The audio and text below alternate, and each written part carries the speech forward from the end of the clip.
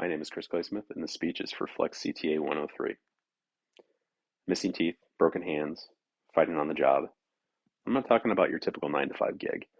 I'm talking about National Hockey League players, the on the job hazards they face, and what the NHL is doing to protect these employees. Now, I grew up playing hockey and saw my fair share of bumps, bruises, stitches, the occasional ER visit. While I never played professionally, or really even close, I do have an understanding of the game that I'd like to share. Professional hockey is a treat to watch, but without help, it would have become a relic of the past. Today, I'll discuss concerns for player safety, what the NHL is doing to protect players, and how this is changing the game. The NHL had a player safety problem, no question. Their fan base craved big hits, fights, and end-to-end action. Rule changes in the early 2000s made the game faster, which created bigger hits, but ultimately more injuries. The NHL didn't do anything to protect players from hits, where the initial direct impact was the head. These hits caused some of the game's biggest stars to miss significant time due to concussions. Sidney Crosby, one of my personal favorites and arguably the league's biggest star, has missed almost 8% or over 100 games of his potential career due to concussion symptoms. Concussions from lateral hits to the head were at a staggering 34% when this type of hit occurred. The NHL knew they had to do something to protect players, but really the future of the game.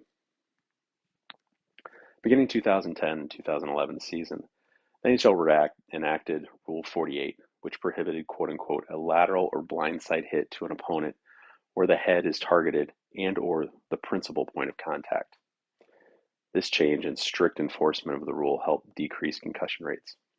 These rates dropped from 34% to just over 18%, nearly halving from seasons prior. Decreasing the threshold for penalties and increasing the time served for these penalties deterred offenders.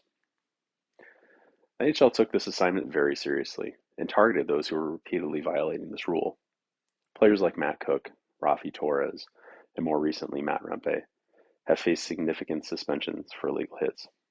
Rafi Torres, a particularly offensive goon, served a 25-game suspension in 2010 and a 41-game suspension in 2015, which accounted for nearly half of an entire season.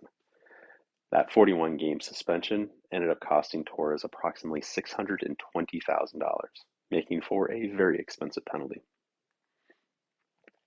The positive impacts for players were pretty clear, but these rules changed how the game was played from here on out. So how exactly did the game change from these rule modifications? Well, the game was already fast, but it got faster. Those changes in 2005 and 2006, which eliminated their quote-unquote two-line pass, increased the speed of the game, increased scoring, but became more dangerous because of that.